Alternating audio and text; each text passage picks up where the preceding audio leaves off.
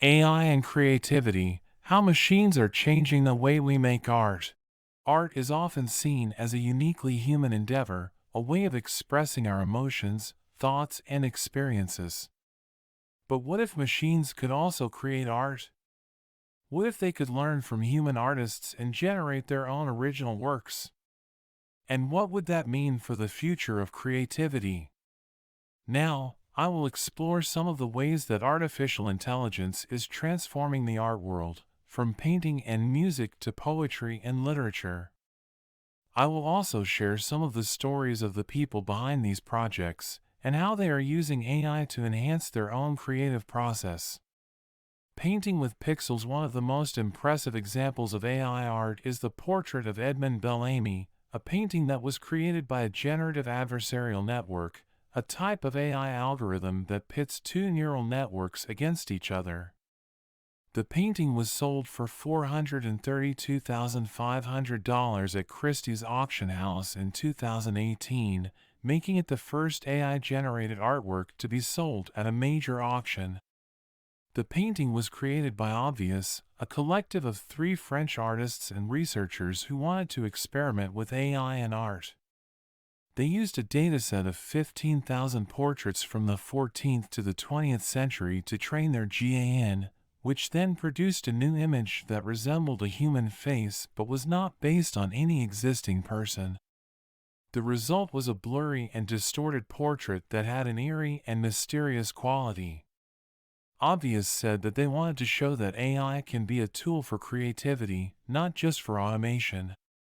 They also wanted to raise questions about the role of the artist and the value of art in the age of AI. "We are not trying to replace human artists," they said. "We are trying to collaborate with them." Making music with machines. Another domain where AI is making waves is music. AI can now compose original melodies, harmonies, and lyrics, as well as remix existing songs and generate new genres. Some of the applications of AI music include creating personalized playlists, enhancing video games and movies, and helping musicians with their creative process. One of the pioneers of AI music is David Cope, a composer and professor emeritus at UC Santa Cruz. He started working on his project Experiments in Musical Intelligence in 1981 after suffering from a creative block.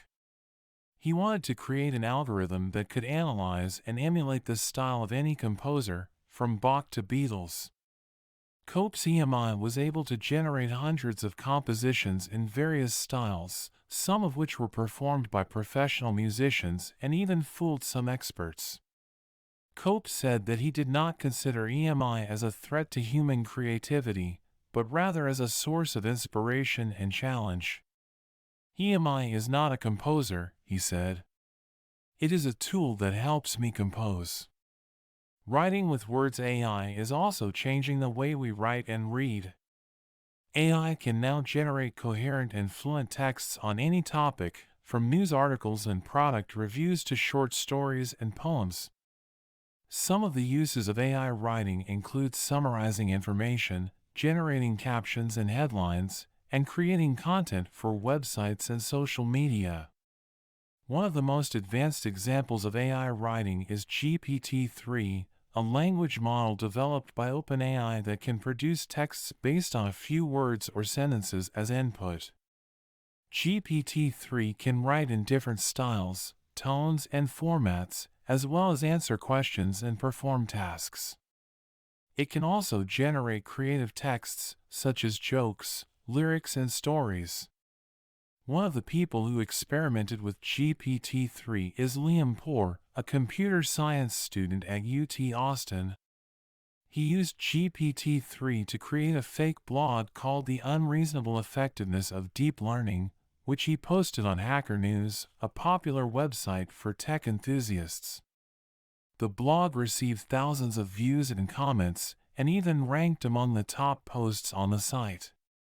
Poor said that he was amazed by how realistic and convincing GPT-3's texts were, but also worried about the potential misuse and abuse of such technology.